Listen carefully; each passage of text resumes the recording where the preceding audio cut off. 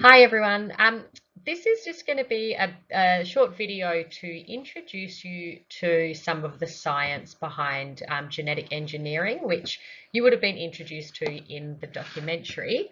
But part of the assignment that you'll be doing does involve you to kind of explain the science behind it. So that's what this is for. So we're just going to have a bit of a look at what genetic engineering is in general, and also look at some of the limitations to traditional types of genetic engineering, and then we'll have a talk about CRISPR, which again, if you've watched the documentary, you will have heard that term lots of times, and hopefully you've started to gain an understanding of what that is.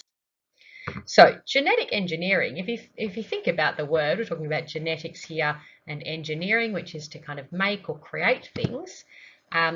We sometimes call this DNA manipulation as well, because we are manipulating or changing DNA. So it is the direct manipulation of an organism's genes or DNA sequence using biotechnologies. So that's kind of a general term for any kind of technologies that can be used on DNA. Some examples of what this is used for is creating genetically modified foods, and you'll look at some more examples later on. Creating pedigree animals. Okay, so both of these things are kind of agricultural uses.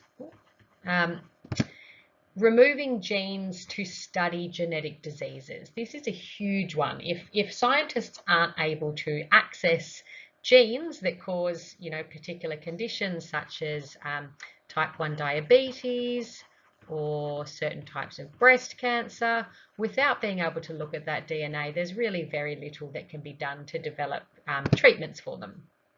And then, of course, that's the ultimate aim of studying genetic diseases, is being able to treat them or create methods of controlling those diseases. If we think about genes, a gene being a sequence of DNA, okay, so a sequence of DNA that codes for a specific protein, and that would look like, if we were to look at the molecular structure, that would be a sequence of letters, usually hundreds or thousands of bases long. There are multiple different things you could do to a gene. Okay, so the first thing is you could remove a gene. Okay, so if this is a gene here that's found in a particular chromosome, if this gene was harmful, that gene could be removed. Also, if we want to study specific genes, then those genes need to be removed from a chromosome, because that's just one really long piece of DNA. We'd need to remove that particular gene to study it. Okay. You could also do the opposite. You could insert a gene. Okay, so let's say a person had a faulty version of a gene, and then we wanted to insert the healthy version of the gene. What would actually need to be done is you'd need to cut that bit of chromosome there to open it up, and then you would insert a new gene into that spot. The last thing that could be done is that genes could be altered. Okay, so again, if we look up here at our sequence of DNA, maybe this T, this thymine here, is what makes that gene faulty. So that thymine could be taken out and it could be replaced with, say, a cytosine, which might then make it a healthy gene. Okay, so they're the different things that are kind of done when we're looking at genetic engineering.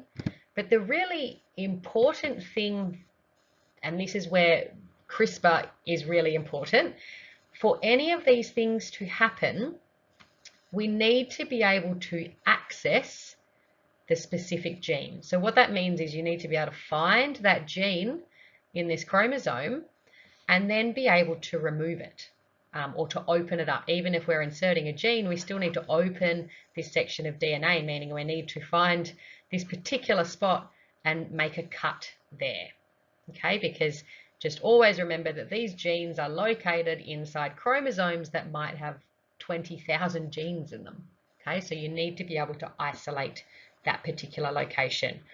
Also, it's probably worth noting here that this stuff is not done with you know, microscopic tweezers, because these molecules are so small. They're generally done using proteins that will go in and find a spot and cut it open. Right, some real life examples of genetic engineering that is currently being used. So, like I've mentioned, agriculture is a big area where genetic engineering occurs. So there's a thing called golden rice is a really good example. So this is, you know, traditional white rice here, which obviously grows in lots of places in the world and is a major food source for billions of people in the world, but actually isn't that nutritious. On its own, rice doesn't have a lot of nutrients. So golden rice is a genetically modified rice where they have inserted the genes from a daffodil and a certain type of bacteria. And by inserting those genes, it causes the rice to produce vitamin A. Okay, so you can see here, this is the golden rice. It obviously changes its color as well, but it allows that rice to produce vitamin A, which makes it more nutritious. Okay, so obviously that can have huge benefits for the billions of people in the world that, you know, rice is the main part of their diet. Another example, and this was the first example of a genetically modified food, is called the flavor saver tomato. So tomatoes naturally have proteins that cause them to ripen, which is good, but those proteins, once a fruit is already ripe, if those proteins keep getting made, it causes it to go rotten very quickly. So the flavor saver tomato had a gene, the gene that causes ripening, removed. So if you remove that gene, the tomatoes will last longer.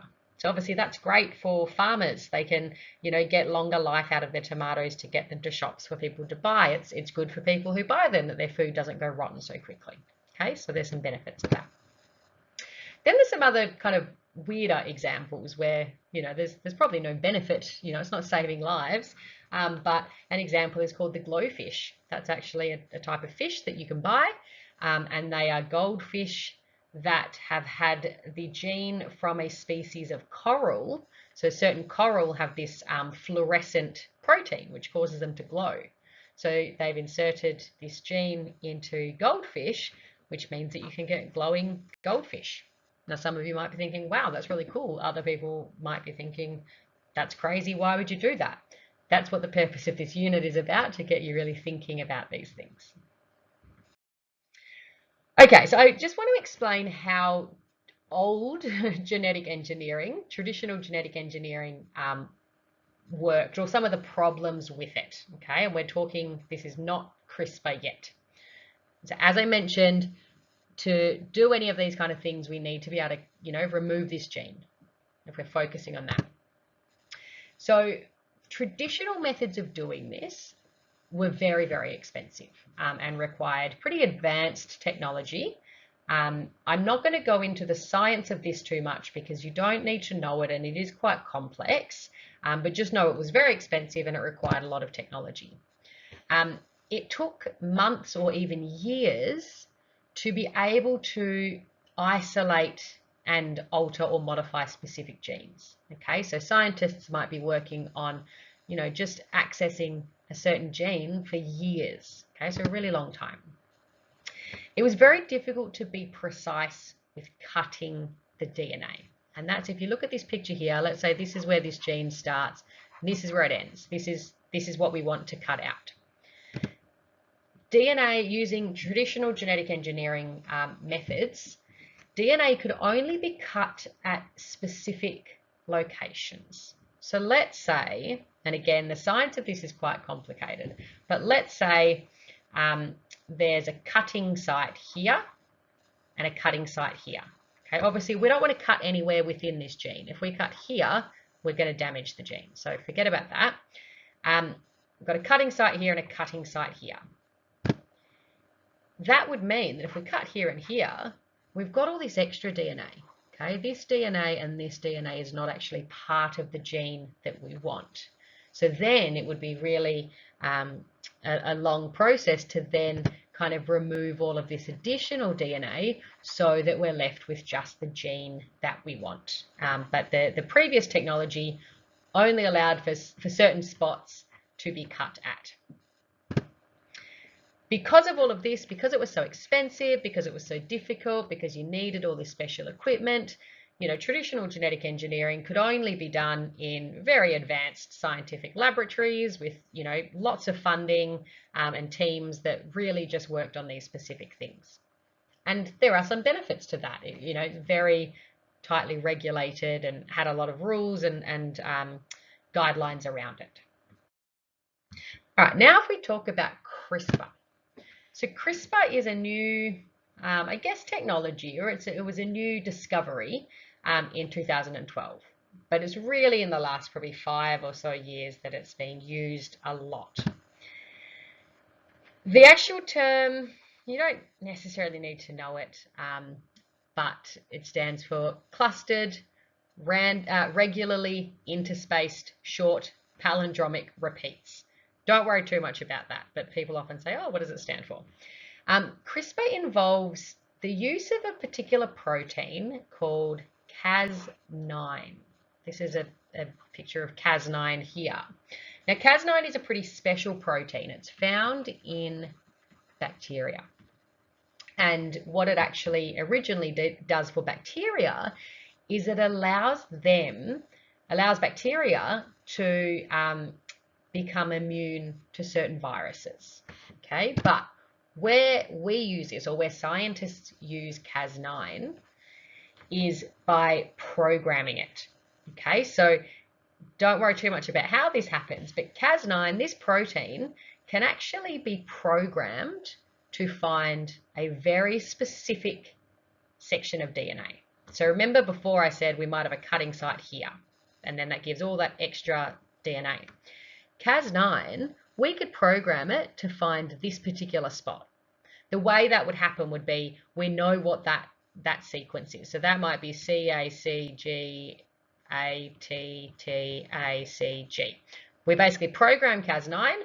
When it finds this sequence, which we have told it to find because we know that's where our gene starts, it will cut there. And then we tell it what the sequence here is as well, and it goes and it cuts through there as well.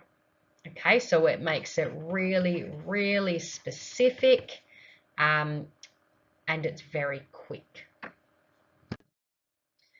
The advantages of CRISPR is it is much cheaper than traditional gene editing. It doesn't need anywhere near as much equipment or time or professional scientists, really. Anyone could technically learn how to use this. It can be performed with relatively little equipment, even at home, okay? And this is obviously a big ethical question. Anyone can go online and can order samples of DNA, they can order Cas9 proteins, they can order the technology to be able to potentially be editing genes in their back garage.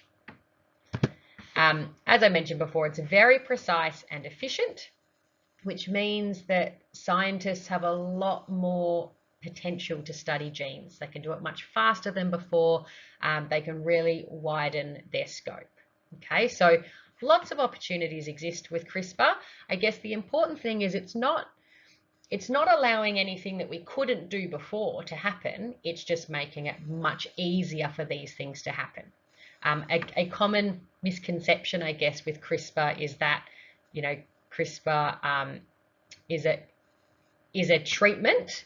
It's not. It is a way of accessing DNA much easier, which then allows a lot of other things to happen. I heard a good analogy before which said, if old genetic engineering was like a map, CRISPR would be like GPS. Okay, it's really quick, it's really efficient, it's really precise. So yeah, a lot of the uses for this, the planned uses are things like medicines, creating biofuels, so that's fuels that can kind of minimize impact on climate. Creating disease-resistant crops is a really important one, so we're not losing crops due to disease, and then also some other industrial uses, which we're not going to look at so much.